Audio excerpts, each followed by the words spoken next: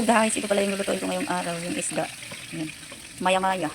Gagawin ko dito ay ano ko muna siya, ipiprito. Pagkatapos niyan, isisigang ko siya. Ano sa mga lods. Piniprito ko na yung ano. Yung maya-maya. Ulo ng maya-maya. Mga idol. Yan. Iprito ko muna siya bago ko isigang. Ang sangkap niya. Kangkong at saka sampalok. Sigang sa sampalok. Yung isda. Maya-maya. Yan. Sarap na ay mga idol, makapal pa yung laman. Sisigang ko siya sa sampalok pagkatapos kong prituhin to. Isisigang ko sa sampalok. Dahil luto na itong dalawa mga idol, patuloy ko muna ito dito para yung mantika na. Ito na. Sarap na ulam sa mga lods. Aw, mainit yung mantika. Pag ito naman yung kakapit ko. Yan ang mga idol. Sabi ko lang dito. Ayan. Dahil kumaluto yung dalawa sa ako magsisigang. Idol, anuin ko muna yung dahon ng kangkong. Imahin ko muna siya para mamaya sa pagsigang ko doon sa isda. Dahil piniprito ko pa yung maya-maya. Anuin ko muna yung dahon ng mga idol.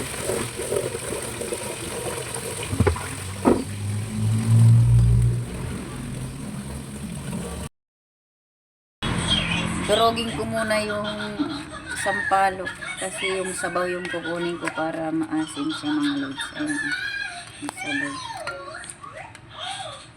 Yung pinigawang sampalok, lagyan ko na rin ng sibuyas at saka lagyan ko ng asin at saka bitsin. Papakuluin ko yan mga idol, tapos saka ko ilalagay yung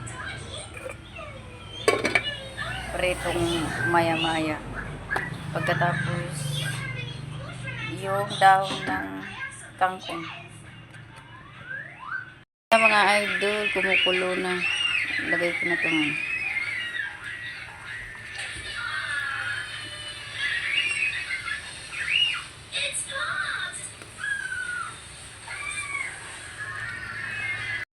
Saka ko ilalagay yung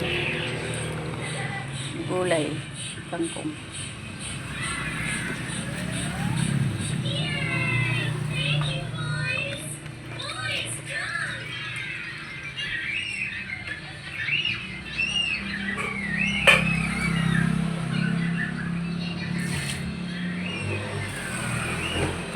Tapos